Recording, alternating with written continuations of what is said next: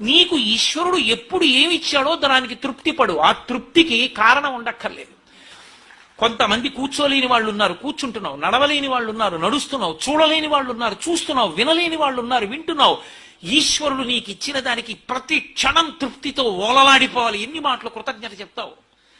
అది మానేసి ఎప్పుడు ఏదో పోయిన దాన్ని తలుచుకుని ఏడవడం కాదు, వచ్చేదాన్ని ఊహించుకుని అలా జరిగితే బాగుండని కనుబొమలు ఎగరేయడం కాదు.